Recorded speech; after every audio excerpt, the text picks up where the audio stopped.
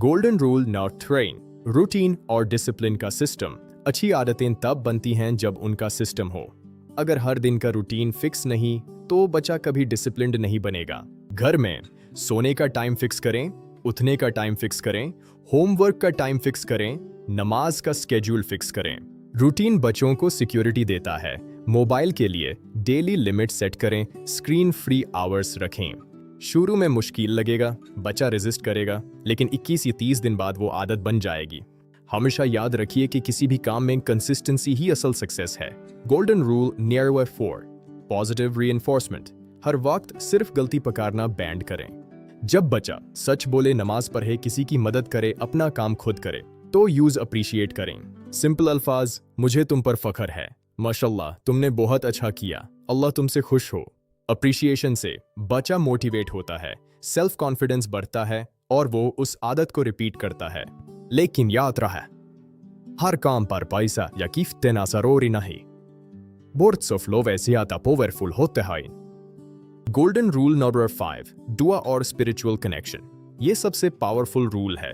अगर सिर्फ दुनिया की तरबियत होगी और रूहानी कनेक्शन नहीं होगा तो आदतें टेम्पररी होंगी। रोज दुआ करें, या अल्लाह मेरे बच्चों को नेक और कामयाब बना। बच्चों को सिखाइए खाना खाने की दुआ, सोने की दुआ, घर से निकालने की दुआ। उनको अल्लाह का कॉन्सेप्ट प्यार से समझाएं, डर से नहीं।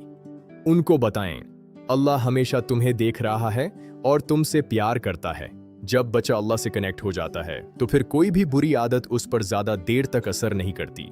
Real life example. सोचिए, 2 घर हैं। एक घर में हर वक्त चिल्लाना, मोबाइल का ज्यादा यूज, नो रूटीन। दूसरा घर प्यार, डिसिप्लिन, नमाज का माहौल, अप्रिशिएशन।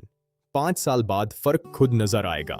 बचाए मिट्टी की तरह होते हैं, जिस संचे में डालेंगे वैसा ही शेप ले लेंगे। कॉमन मिस्टेक्स जो पेरेंट्स करते हैं: कंपेयर करना, देखो शर्मा जी का बेटा, हर वक्त क्रिटिसाइज करना, मोबाइल को बेबी सिटर बना देना, खुद इनकंसिस्टेंट होना, दुआ को इग्नोर करना।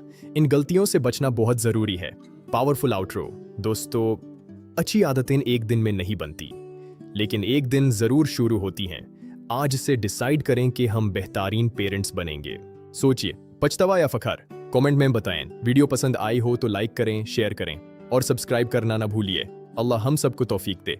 अस्सलामु अलैकुम।